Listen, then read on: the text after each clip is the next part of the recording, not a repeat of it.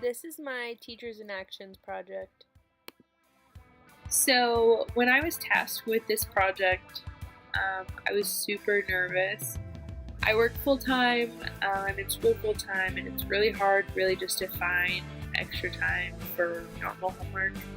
So, when I read this, I was very nervous. So, I got the idea of holding a sensory sensitive movie from when I used to volunteer at Space Coast Early Intervention Center.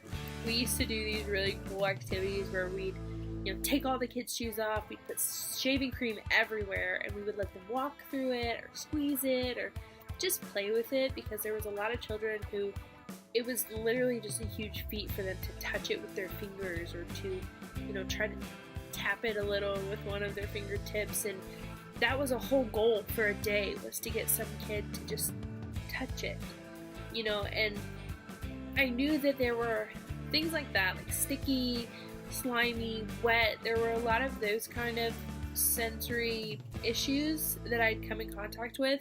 And there were also ones, noise. I actually myself, I hate loud noises. I always have. They used to pull me out of class 30 minutes before every fire drill, take me to the back fence, and let me just sit back there. Thank goodness no real one ever happened, because I would have had a meltdown.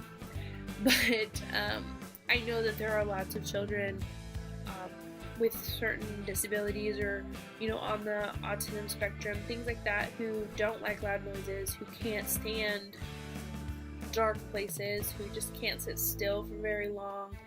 And I thought it'd be really cool to get, it's summertime, get them active, get them involved, get them out of the house, and go to the movies and just enjoy themselves with their families. So I started to Google just things that other communities did for children with disabilities, and I saw that AMC Theaters does a sensory sensitive showing of movies twice a month, one for children and one for adults.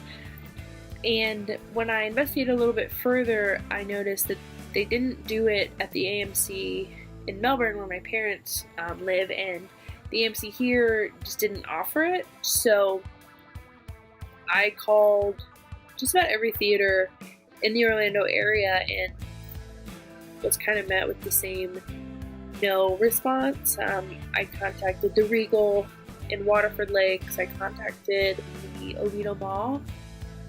And I also decided maybe that a smaller theater like the Aloma Cinema and Grill would do one, just because they're a smaller theater, but they said due to summer demands, they just didn't have staff for it. They were already overworked and tired, which I understand. I really wasn't expecting anyone to come out and be like, yes, of course. And that's actually exactly what I got from the Premier Oaks Theater in Melbourne. I decided to open up my range a little bit more and start contacting some places down there. One, because I know the theaters pretty well, and because I used to volunteer at Space Coast Early Intervention Center, and it was awesome. That was probably some of my best times in teaching. But when I noticed, that I wasn't really getting the response I wanted to from here, I contacted theaters down there, and the Oak Theater was like, yes, of course, we'll do it. They even offered to make it one of their free summer movies. So I started to get the word out by, posting on Facebook for my friends and family. I have a lot of family members that still live in Melbourne, so I knew that they would share it or, let their friends know. Maybe they knew someone with children with disabilities or something like that.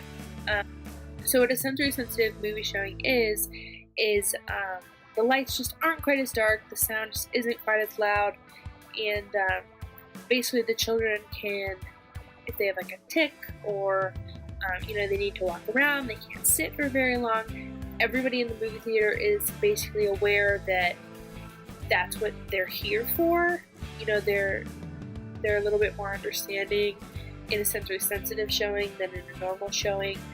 If the children need to move, they're free to do so. If the children need to talk a little, they're free to do so. The lights on the sides are still going to be on. The sound just isn't going to be blowing your eardrums out like it usually is. And once I got the go for Tuesday, July 10th, 9 a.m. was Ninjago. It wasn't something I was interested in, but apparently lots of children were.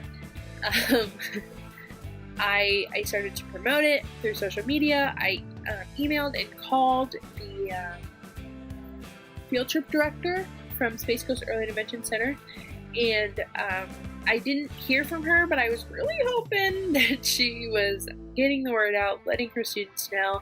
I know 2 teachers that work there. We went to high school together, so I messaged them. I said, please let your kids know, let your kids' parents know. Just come on out, it's free. They've got $3 concessions. It's going to be great. So Tuesday morning came, and I woke up and I drove down and I got a seat, and it was really cool. I did notice that the commercial sounds before the movie were the normal sound, so that would be something, knowing, going through this first experience, that I would have to just kind of mention. But the movie was a pretty even sound. It wasn't too loud. It was pretty even keel, kind of like just talking to someone, or where you'd put your television sound on. The lights on the side, I have a photo that I'll insert, stayed on the whole movie, and there was minimal talking and moving around, but not any more than I would expect, and just about every scene was filled. It was really awesome.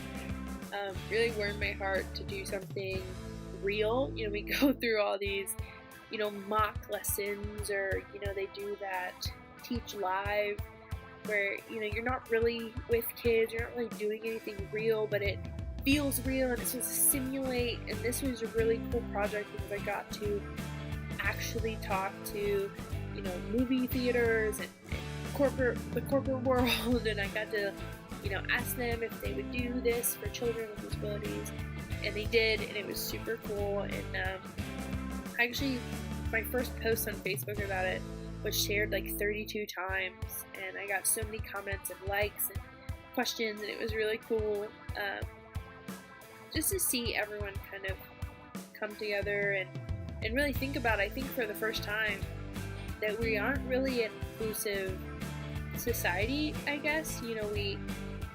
It's not something you think about. We all go to the movies and we all enjoy it.